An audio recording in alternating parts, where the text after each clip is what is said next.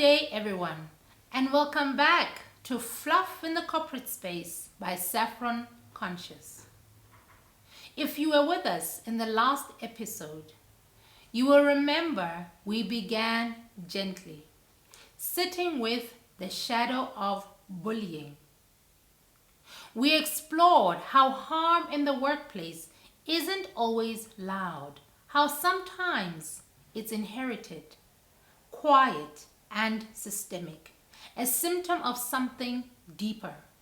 Today, we stay with that shadow.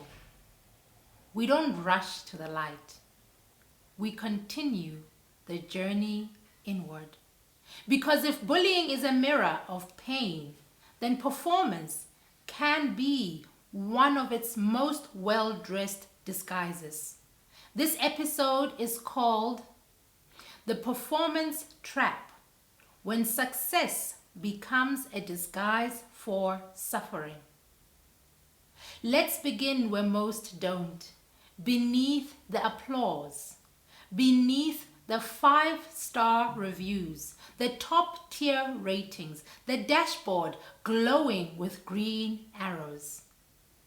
Because not all suffering is loud. Some of it wears tailored garments. Some of it gets promoted. Some of it leads meetings with sharp smiles and relentless precision. Yes, some of the deepest wounds in the workplace hide behind the people who perform the best. In our last conversation, we asked, what causes a person to bring harm to another? Today, we ask a different but connected question. What causes a person to harm themselves through overperformance? Because that too is a form of violence, one we've normalized. We live in a world that rewards productivity over presence, that celebrates output even if it costs our well-being, that looks at exhaustion and calls it excellence. But at what cost? This is the performance trap, the subtle, celebrated way we use achievement to outrun our pain, the way we strive not just to succeed, but to be safe, to be seen, to belong. Sometimes what looks like strength is a nervous system in survival mode. Sometimes the person we admire for their drive is simply afraid to rest, because rest threatens the very identity they have built. And sometimes bullying comes not from superiority, but from deep disconnection.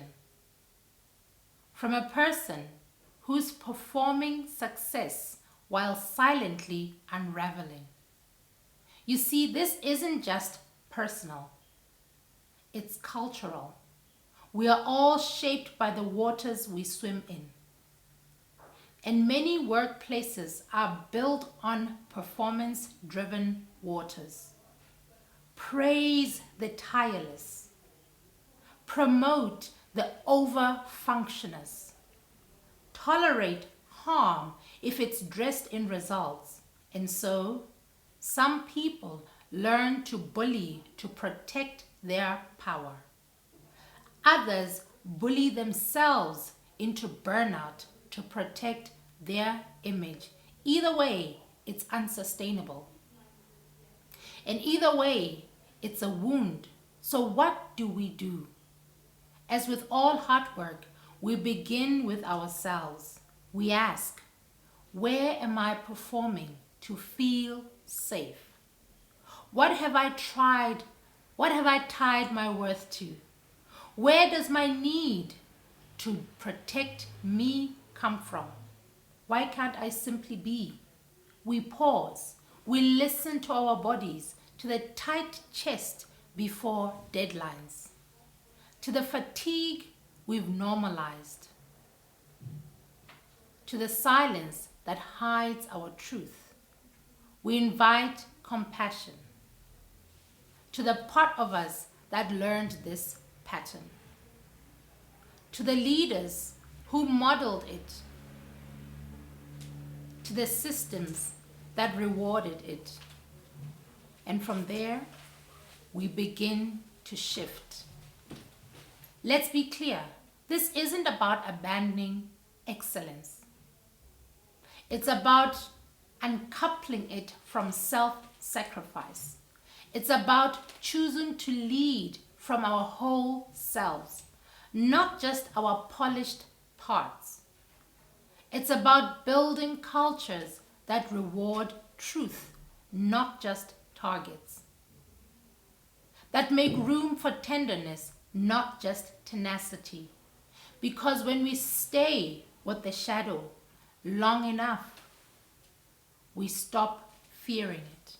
We start learning from it.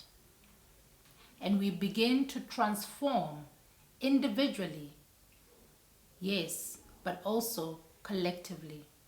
So today, I invite you again, sit with what's underneath. The performance, the smile, the silence. Let your heart ask the questions your job title never could. Let your wholeness be louder than your productivity.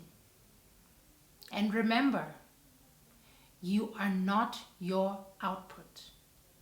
You are not your perfection. You are not a KPI in human skin. You are a living, breathing, sacred rhythm. And your worth is not up for negotiation.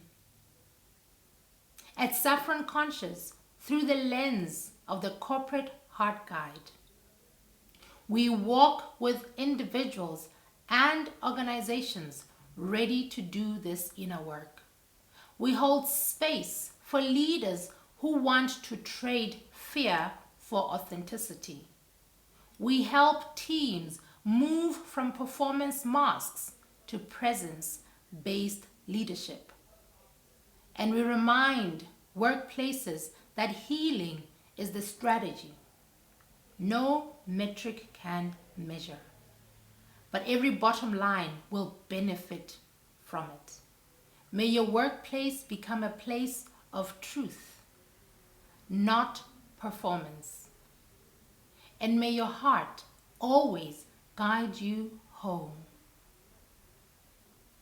Remember, like water, flow with ease and gentleness, and let's continue navigating the currents of our own lives. Till next time, goodbye and thank you.